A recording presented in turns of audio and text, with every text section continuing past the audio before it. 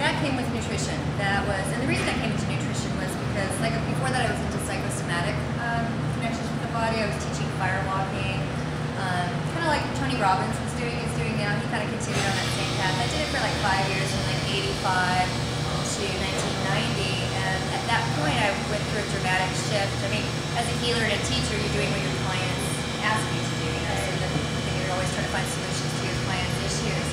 And so really, like, at the end of the 80s, I noticed a remarkable shift in people's health, right? And specifically, I traced that back down to, in 1985, there was a hugely political decision that shifted all of the junk food sugar from cane to high fructose corn syrup. And I believe that that one political decision shifted a lot of people's lives. It definitely shifted the course of my life too, because I was teaching clinical hypnosis and all kinds of aspects of what the mind can do to shape the body's experience in itself, right?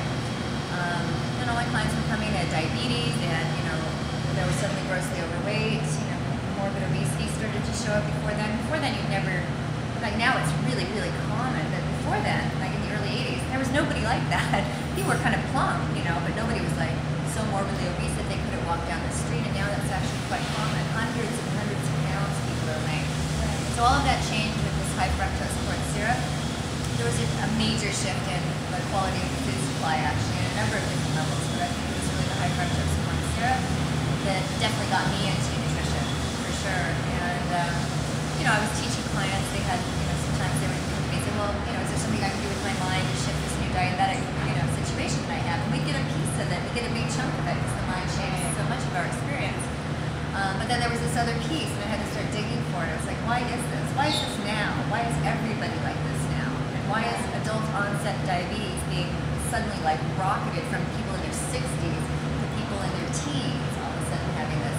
And then change the name. It's type 2 diabetes mellitus instead of adult onset diabetes. So all of these things, you just start putting them together. You know, I like to figure things out anyway. And I decided, well, if the new foods, the change in the foods, we're eating sometimes 30 or 40% of our diet has only been invented in the last 30 or 40 years. They're laboratories, where these flavorings and additives and seasonings are developed. They're grossly hybridizing and monocropping certain foods. And then you're only getting a range of very small choice of foods, you know. And 100 years ago in California, there were something like 120 different lettuces that were grown commercially. And today there's like 4 or 5, right? And they are not about nutritional value. It's not about pleasant to the eye, delicious to the smell, like sensorily. It's not this thing. The number one criteria is how long will it be able to be stored and shipped across the country, and will it look good in 2 weeks? You know, these kind of questions, rather than the nutritional value or, you know, the actual fragrance of the food itself. So, Anyway, so that's my background story a little bit, and I definitely right away realized that there was something that we needed to do to remove a lot of the materials that we were storing. And so then really within a short period of time I came up with this liver and gallbladder flush that I do, and I'm well known for it. I've put thousands of people through it, and that's what really turns around degenerative diseases. This ability to get rid of anything that's not you, that you're just holding on to and storing.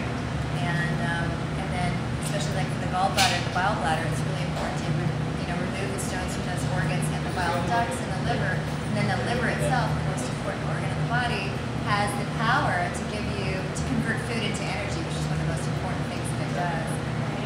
But once your liver's in good shape, it's, you know, your immune system gets busy, it dissolves the tumors, it gets rid of all the gunk in places, it starts liquefying mucus from your head all the way down to your toenails. Anything that's not you, it starts to dissolve because your immune system is on it, right? And the body is an absolute perfect self-correcting mechanism. So once you start attacking things on that level, and you realize that if there's not, you know, if there's some kind of compromise in the immune system, there's too many toxins and not enough nutrient. You know? So again, getting the liver functioning in a really good way, you know, you're almost all the way there. And I've seen people on their deathbed shift. So. I'm sorry, are you the owner? Pardon me? Are you the owner? Yes. I'm sorry to interrupt. Do you have anything for allergies? We're just doing an interview right now. Oh, I'm so sorry. Okay. Oh, okay. Yeah, we have a lot of things for allergies, but you yeah. should really think about doing a gallbladder flush, because that's really what's going to get rid of the root problem. But if you have just in a few minutes, I'll just Okay, I'll go with you. I did a model review. Are you ready? That's okay. All right, carry on. I apologize. That's okay. Everything for allergies? Yeah. And so what are allergies? Allergies are a symptom of a milky liver, right? And a lot of mucus that's filling up cavities in the head that should be relatively empty. There's 7 cavities right here behind in the sinus area, and those people have at least some amount of material in there. And some people, they can only breathe through their mouth. It's just packed with mucus in there, adhesions.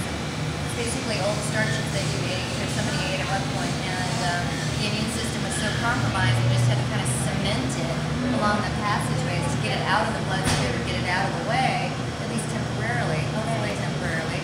And but because they kept eating the same starches, they kept cementing the same material in there, and it just becomes like intense. People in New York eat a lot of bagels, so I think it's like, what are you talking about? You know, like they can't breathe through their nose.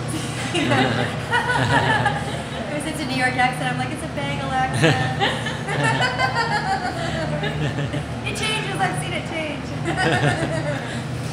Given what you were talking about, like with how food is growing, how do you choose what you eat? You can choose organic, but how do you choose beyond that? Well, it's really good to eat a range of foods. Again, in America, we monocrop, and we just have such a limited range of foods. Whereas, you know, in the 1950s, 50% of Americans had their own backyard gardens, right? So you have a backyard garden, and you've got these really cool wild heirloom tomatoes, and then you want to trade with your neighbor because he's got the wild zucchini, and maybe they play with a strain that you hadn't seen before of these amazing, you know, chard or collard greens or bok choy or whatever. And you end up trading a lot of food that you might not ordinarily, you know, select at the farmer's market, but because you have food on hand and they have food on hand and it's fresh and it's eaten now, you're trading food, and that's how food has always moved around the planet. You carry food for a while, you come into a new area and say, hey, I've got these amazing, you know, seeds, check it out, you can grow my apples are really amazing. You know, this type of a thing, it's part of the community of this planet, and it's also the way that food moves around the planet. So we need to kind of get back to our backyard farms and our backyard garden, and it's really so easy to do. Even the smallest, you know, little terrace, you can have, you know, you can grow something there. You can grow tomatoes or your fresh, you know, basil. Like I'm smelling this basil right now. I grow basil on my deck, and you know, whatever grows there. I got a lot of aloe vera growing too. But it's important to remember where we came from to see exactly where we can go in health in the future. You have to know the past to be able to predict the future. What would you see are like top 3 tips to give people, maybe a low body mass or other things to get them to optimal health? Absolutely. Think about shifting to organics. It's a little bit more expensive, but it is absolutely the wave of the future. It's the wave of the past. Everything was organic up until about the chemical revolution in the 1940s, basically. And that's when health seriously started to go downhill. Even though our hygiene levels got much better, the quality of the food went down. Right? So it's hygiene usually that dictates how long you're going to live. But definitely nourishment does now too. I mean, we're very healthy. We're living longer lives because we have an amazing network on the planet to work with. But anyway, organic is very important because organic has between 50 and 70% more nutrients in it. Because if it's not in the soil, it can't possibly be in the food, right? So this regenerates the soil too, so that our children, our children's children, and so on down the road will be able to have good food. Because right now we've pulled so many minerals out of the soil and